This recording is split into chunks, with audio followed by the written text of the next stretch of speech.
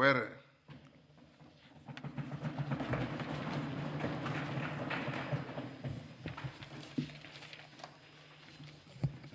You have 5 minutes. Okay. Since I will not want to interrupt you, obey the rules and spend 5 minutes. Okay. Thank you, Honorable Speaker, honorable members. Let me state that I'm deeply honored and privileged to be part of this great house. Today, I rise not with the pride of victory, but with the solemn weight of destiny. I stand before you as the youngest member of parliament, a son of Kasipul, whose journey has been shaped by pain, promise, and profound responsibility. My election is not just a triumph of youth. It is a testament of the resilience of our people, the power of democracy, and the belief that leadership belongs to those who willing to serve with integrity and courage.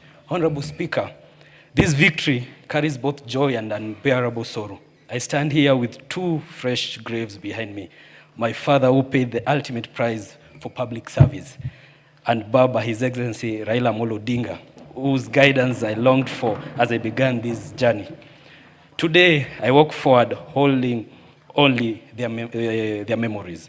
May the soil rest lightly upon them, and may their spirits go before me with the fierce grace of ancestors who never bowed to fear. To the Almighty God, I offer my deepest gratitude. His hand has carried me through mourning, through battle, through a campaign that tested every fiber of my being. May my service reflect His wisdom, humility, and justice. Honorable Speaker, I am nothing without those who stood with me. To our party leader, Honorable Dr. Oburu Oginga, your steady hand anchored me when the ground beneath my feet felt uncertain. To the loyal friends of Ogai Mamilambo, led by our ODM chair, Her Excellency Gladys Wanga, you believed in a young, grieving orphan when many had written me off. You wrapped me in courage, loyalty, and a shield of protection when grief and duty collided. I will forever be indebted. I extend heartfelt appreciation to the broad-based fraternity, our members of parliament, MCAs, for standing firmly with me and with the people of Kasipul. To the many leaders, friends, and pillars of strength whose names cannot all be mentioned today, please know that I am profoundly indebted. To my family, thank you for your love, sacrifice, and strength. Honorable Speaker, I rise on the shoulders of generations before me, but I also rise carrying the fire of a new generation that refuses to be silent. Gen Z is rising, grateful for the government's commitment to growing our GDP and strengthening our economy, yet yearning for something deeper. A Kenya where national progress is measured not only in numbers, but in human dignity. We dream of a country where every young person can access decent work, earn a fair income, and support their family with pride. We seek accountability, transparency, and zero tolerance to corruption. A Kenya where public institutions are trusted, where integrity is non-negotiable, and where justice is not a privilege but a right. We long for a nation where opportunity is fair, governance is humane, the environment is protected, and where success is guided by a gross happiness index. A society where citizens are not only economically active, but emotionally safe, socially supported, and able to breathe freely in their own country. This is the Kenya Gen Z believes in. This is the Kenya we are ready to build. Honorable Speaker, my father was not simply taken by fate. He was killed. And as a son, I stand here with a heart that still seeks answers. Honorable Speaker, when my father was taken from us, the wound cut deep. But that was not the first grave I learned to stand beside. I lost my mother, the late Immaculate Adhiambo Amoth, long time before I became the man I am today. I grew up knowing the weight of absence, the ache of needing a parent who is no longer there to guide you, to pray for you, to dream for you. And yet, Honorable Speaker, here I stand, the orphan they thought will break, the boy they expected to fade quietly into grief, but I rise today, carrying their names on my shoulders and their strength in my bones. To my late mother, your son did it. Even when they killed our father, your son still stood. Your son still fought. Your son kept going. I hope today, wherever you rest, you feel proud of the man I'm becoming and the service I'm stepping into. I long for truth, for closure, and for justice. not the justice of retaliation, but the justice that restores dignity, honors life, and heals broken communities. I seek no revenge. Revenge cannot raise the dead, cannot comfort a grieving family, and cannot build a nation. Instead, I seek healing, reconciliation, and an end to the cycles of violence that have stolen too many fathers, mothers, and children from this country. Today, I honor not only my father, but all those who lost their lives in the violence witnessed during the campaigns. Their memories must strengthen our resolve to Give him 1 minute. build a Kenya where no family loses a loved one because of politics, and where elections never again leave empty chairs at dinner tables. May their memories become seeds of peace, not bitterness. The levels of violence we witnessed, where even an honorable member of parliament like Honorable Peter Kaluma was attacked on voting day, clearly shows that we must act and act urgently. I thank him for standing with me throughout the campaigns and for standing firmly for democracy during its most trying hour. I invite Kenyans, the government, faith leaders, civil society, and our international partners to work with me on this journey of healing. Let us build a country where political competition never again demands human blood, where democracy is defended by ideas, not intimidation, and where every family, regardless of tribe or party, can live without fear. To the people of Kasipul, I am fully aware of the immense responsibility you have placed upon my shoulders. I promise to be the voice of the widowed mother, the struggling youth, the farmer tending hope in hard soil, and the child yearning for opportunity. I recognize the work before us. I know the urgency of electricity, clean water, modern road networks, and sustained development. These are not ambitions, they are necessities, the foundation upon which dignity and progress stand. Together, we shall walk a transformative journey, one that will redefine Kasipul. A journey where our constituency will no longer be associated with violence, but celebrated as a hub of development, a center of peaceful coexistence, and a thriving economy driven by unity and purpose. Mr. Honorable Speaker, this is not just my assignment, it's a covenant with my people, with my generation, and with the ancestors who walked before us. God bless Kasipul, God bless Kenya. I thank you, Honorable Speaker. Thank you. Njeru Leo WAMUTHENDE. Thank you, Honorable Speaker. I stand here humbled, deeply honored to have been elected as a Member of Parliament for Mbeere North. It was not easy, and I thank God for the opportunity to serve the people of Mbeere North. He stood with me and actually defended my win and therefore the will of the people of Mbeere North. I thank my family, starting with my wife, who stood with me and by my side throughout the campaigns. She stood before women and told them they can have me, and I'm so happy that I came back to her in one piece and unscathed. I thank the President of the Republic of Kenya for his exemplary leadership, and that inspires people like me to get out of our comfort zones to join him in leadership. I thank the Deputy President who came and brought fire to Mbeere North.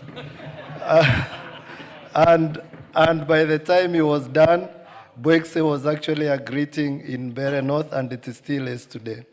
I thank Cecily Mbarire, Her Excellency, the Governor of Embu County, who worked with me throughout the journey and even led the opposition to call me a medicine she's carrying around in Mbeere.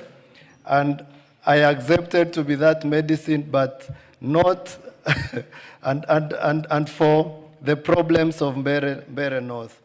I want to, who was a member in this house, who you know served well with distinction.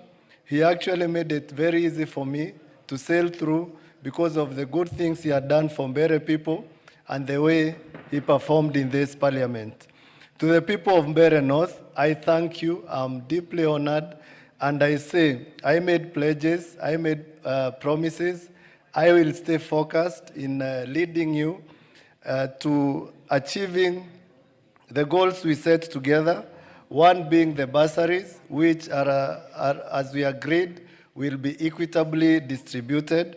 The free day secondary school, fighting for our roads, as I did this morning when I visited the Director General for Kera, and legislation. As you can see, I'm here today, ready to serve you, and oversight even the national government CDF. I will be a good steward and ensure that every shilling is spent well to your benefit. I want to appreciate the people of Mbeere North again for sustaining a good campaign period, despite provocation by opponents who came and left a trail of insults and injuries. But I say we stood firm, and I stand here today as a testament of a peaceful people who are ready to be served and who are ready to stay within government. To my colleagues in this honorable house, I promise to work with you. I promise to be a good member, to contribute to debates. And as we break, I want to wish you all good holidays with your families, even as we take a rest and come back ready to serve our people. Honorable Speaker, I want to say that my campaigns were not easy. In fact, if you noticed, a man who served in your seat was filmed while almost decapitating a young man. I want to say, in as much as we have opposition and we differ, I want to say it's good to apply restraint, especially for members of this House. We are called honorable members, and I want to say, as a man who witnessed that before elections and post-election, post my election, I will stand firm to ensure that that doesn't happen, that does not happen to my people.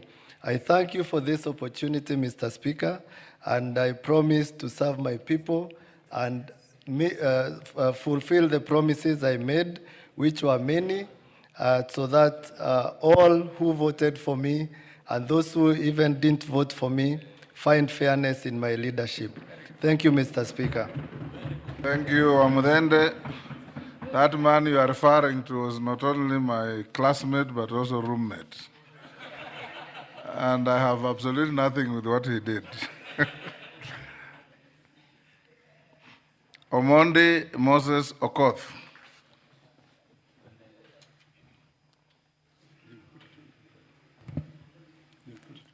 Thank you, Honorable Speaker. Honorable Speaker, I rise with deep gratitude to the people of Ugunja for entrusting me with their mandate in the recently concluded by-election, which were conducted in a peaceful and democratic manner. Their confidence in me is both humbling and inspiring. And their confidence also has also taught me a lesson of resilience and inclusivity. Mr. Speaker, I also want to extend my appreciation to my opponents, who are 9 in total. Their participation enriched the democratic process and ensured that the campaigns were vibrant, competitive, and reflective of the will of the people. Mr. Speaker, our Constitution envisaged dialogue, collaboration, coalitions as instruments of unity. The broad-based coalition that brought together my party, ODM, and our president exemplifies this vision. It steered our republic away from the moments of uncertainty and reset the path toward peace and stability, paving way for the transformative development across the country. Mr. Speaker, in Ugunja, we are already witnessing tangible progress. I must mention to this House that the President recently, a few months ago, was in Ugunja and launched a mega water project that is serving the 2 constituencies. The project is known as Ukwala Sega Water and Sanitation Project, which has really brought a lot of changes because, as you are aware, water is really a basic utility or commodity. Mr. Speaker, as I stand here today, there are quite a number of projects that have been earmarked by the national government for implementation.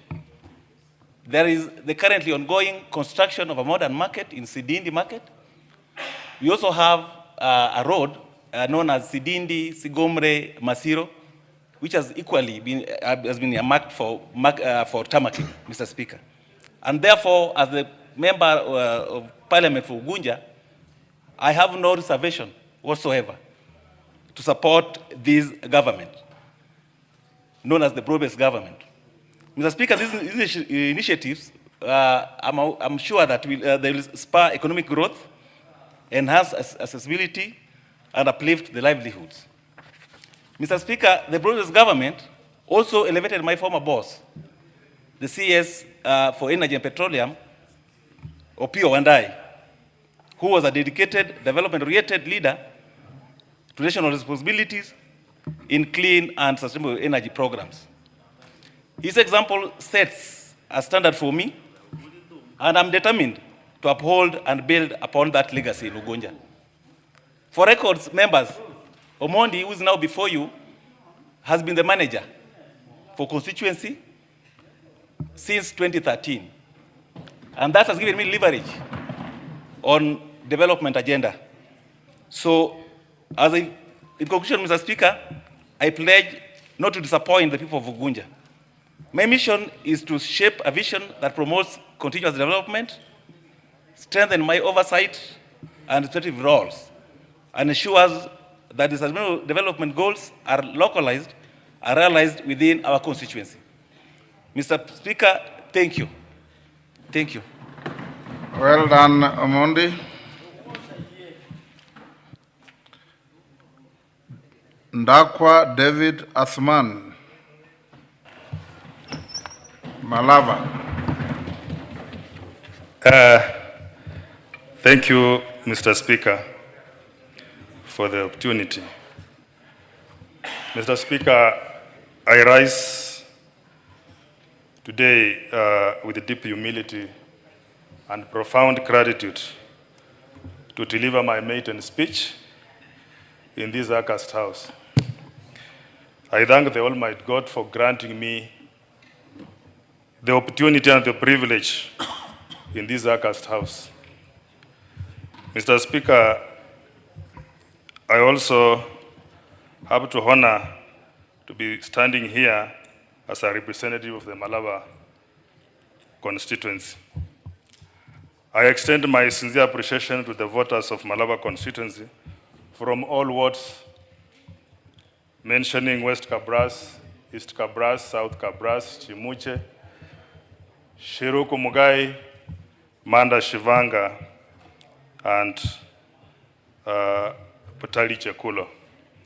Mr. Speaker, I am deeply honored by their confidence, and I commit myself to serving the integrity, intelligence, and unwavering dedication. Mr. Speaker, sir, I would like also to acknowledge the County Assembly of Kakamega led by Speaker Namazi James, where I have served as a member of the County Assembly for West Kabras and also as a leader of minority for 8 years. Mr. Speaker, I also acknowledge my family who has given me the support, my party leader, His Excellency Dr. William Samoei Ruto, the Speaker of the National Assembly who is dedicated, Honorable Moses Masika Wetangula, Prime Cabinet Secretary, who has been a mentor to me all through, and the entire leadership of the party, UDA, my campaign team, and also the entire broad-based government whose sacrifices made this journey possible.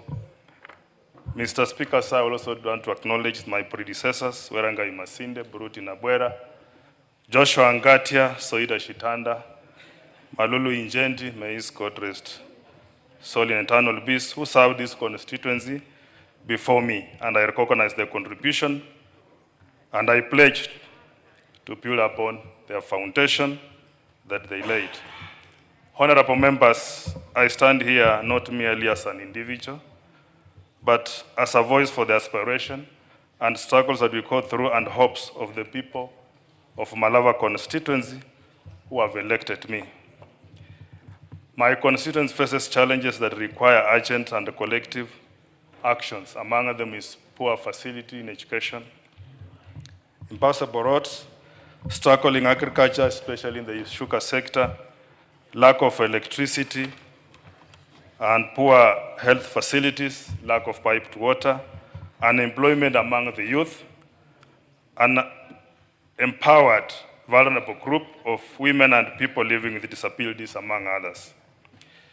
It is my firm commitment, Mr. Speaker, sir, to champion legislation, policies and development initiatives that uplift the living standards of our people and contribute to the prosperity of this nation. My vision, Mr. Speaker, is anchored in transparency, accountability, and service delivery. I affirm my commitment to be a servant leader to the people of Malava, and I promise to remain accessible to my constituency, to uphold the dignity of this House, and work tirelessly for the unity and progress of our beloved nation. I pledge to approach my duties with humility, to listen more, to learn from those who walked this path before me in performing these duties of legislation, oversight, and representation. I thank you, Honorable Speaker. I thank you, honorable members. I thank the people of Malava for having elected me, and may God bless Kenya. Thank you, Mr. Speaker. Thank you, honorable members, for Mbeere North, Malava, Ugunja, and Kasipul for your maiden statements in the House. Next, when we resume, you'll now be at liberty to participate in any and every debate in the House, subject to your relevance. And at that time, you are also open to points of order and any other interruptions that your members, colleagues may wish, if and when they feel you have gone the wrong way. And I wish you a good journey in the politics of this House. I was at where you are in 1992 in this House. I wish you a long, fruitful journey. When all of you came to see me, I told you in this House, identify people who can mentor you. We have seniors here who can mentor you, who can assist you in getting to know the standing orders. Don't pick negative activities of howling in the House, or sometimes resisting when the chair tells you point of order, you persist on remaining upstanding and gesturing menacingly at others. That is not how you grow in politics. I'm not pointing out at any member. I'm just saying that I expect nothing less. To whom more is given, much more is expected. Thank you. Next order. Sorry. Order number 6, notices of motion.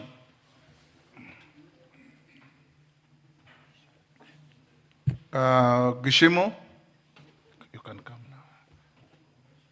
So after Gishimo.